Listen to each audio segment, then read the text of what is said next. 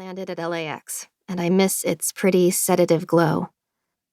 I had trouble falling asleep the first few nights at the hotel away from it, my brain unable to slow down without the anonymous lull of my Instagram suggested page, filling in square after square of lithe, dancing teens and reports of dogs elected as small-town mayors.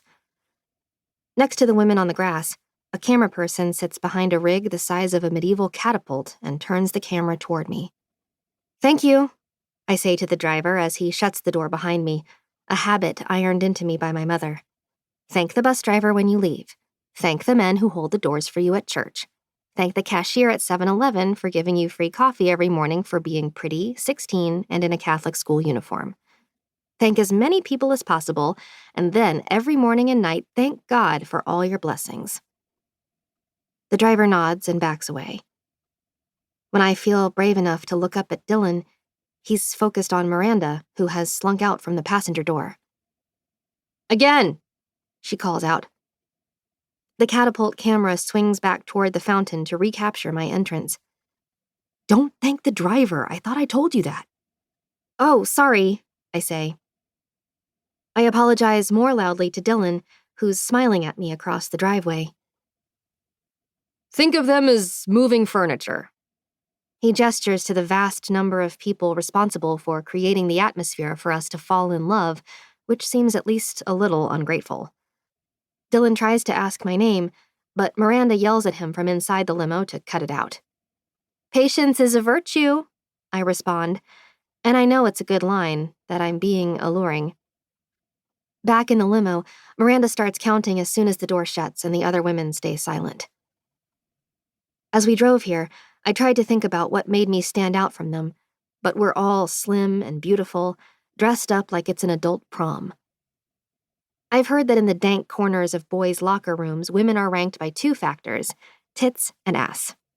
Whatever television executives chose Dylan to be the one would pick someone more evolved, surely, but as each of us parades in front of him for 90 seconds max, he can't rank us on much else. My assets on both counts seem to be lacking.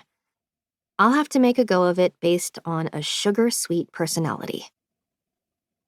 When I get out the second time, I stare at his hair, parted down the middle. It's almost unfashionable, but for some reason it looks good, so precisely tousled that he must have his own hairstylist. He may even be wearing makeup.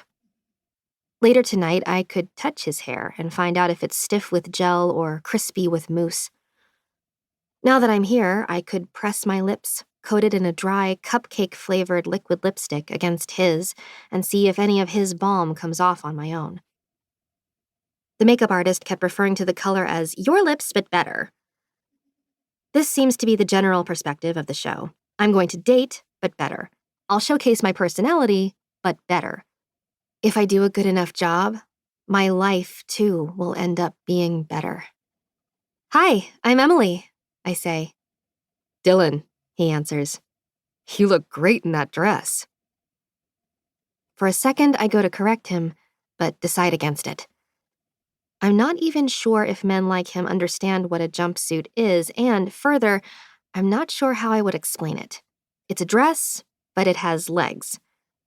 It's supposed to be sexy, as the entirety of my naked back is visible, but cool in that I'm in the minority of women not wearing sequins tonight. Because I'm trying to show that I have independent thoughts. I'm supposed to wear a formal dress to this event, but instead I'm wearing something that only looks like a formal dress. It's meant to be subversive. "Oh, thanks," I say. "I've been looking forward to meeting you and to beginning this adventure." Miranda told me to call my time on the show an adventure or a journey, and never a process, situation, or circumstance. She kept telling me I needed a hook for when I introduced myself to Dylan. I tried to make a pirate joke, and she didn't laugh. She offered up ideas about costumes, fancy transportation, animal sidekicks, special gifts from home, and musical performances. She said I should show him that I'm down to earth.